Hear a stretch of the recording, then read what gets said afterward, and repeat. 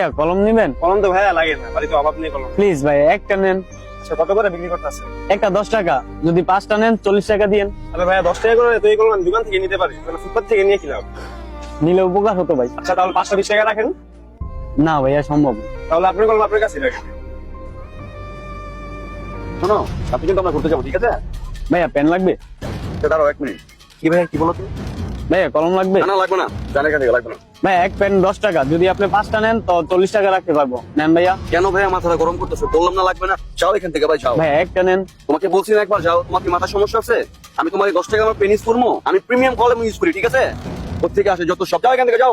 Hello শোনো, আমার কি মক্কেল ভাইছস? 1 ঘন্টা ধরে বেড়া বয় রাখছস, আইস না কেরে? ভাইয়া পেন লাগবে? না লাগবে না, জানেন তে? ভাই একটা 10 টাকা, 5টা 40 টাকা দিয়েন। নেন। আরে ভাই আগে তুমি মাথাটা গরম, আবার কে মাথাটা গরম করতেছেন জানেন তে? ভাই বিপদে আছে, যদি একটা কলম নিতেন খুব উপকার। এ ভাই ওই কথা কই কানে জানা জানেন তে? বড় ভাই একটু এদিকে আসুন তো। ভাই পেন নিবেন? না, পেন লাগবে না, আপনাকে কিছু জিজ্ঞাসা করার ছিল। জি বলেন। আপনাকে দেখে মনে হচ্ছে আপনি গ্রাজুয়েট পারসন। হ্যাঁ ভাই ঠিক বলছেন। আচ্ছা ভাই, আপনি কতটুকু পড়াশোনা করছেন? Civil engineer. আপনি সিভিল ইঞ্জিনিয়ার, আপনি তাহলে রাস্তাঘাটে কলম বিক্রি করতেছেন কেন? আপনি চাইলে তো ভালো পর্যায়ে জব করতে পারেন। হ্যাঁ ভাই করছি, মাসিক 45,000 টাকা স্যালারি পাচ্ছি। 45,000 স্যালারি, তাহলে আপনি রাস্তায় কলম বিক্রি করতেছেন কেন? আরে ভাই কি হলো, কথা বলেন। ভাইয়া আমার বাবা আমার তলে লাখ লাখ টাকা খরচ করতে, উনি কি কষ্ট করে এক টাকা করে আমাকে পড়ালেখা করাইছে। আমি এইটা দেখতে চাইছিলাম উনি কত কষ্ট করে আমার পড়ালেখা করাইছে।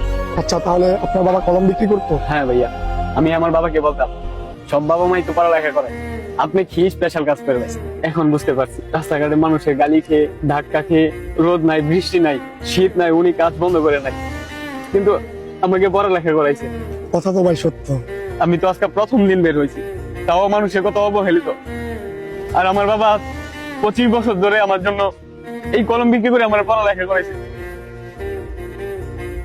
সবাই বলে আমাদের বাবা মা আমাদের জন্য কি করছে।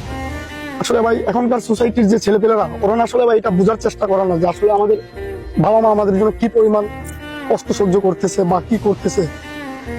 এটা একমাত্র বাবা মাই সহ্য করে, ওরাই বুঝে ভাই। আপনি এই বয়সে বা এই পর্যায়ের মানুষ হয়ে ভাই আপনি এইটা বুঝতে পারতেছেন ভাই, আপনি খুব ভালো মনের একজন মানুষ ভাই। আপনার মতো চিন্তা ভাবনার মানুষ যদি এই সোসাইটিতে সবাই থাকতো, তাহলে আজকে এই সন্তানের জন্য বাবা মাদের বৃদ্ধাশ্রমে থাকতে হতো না ভাই।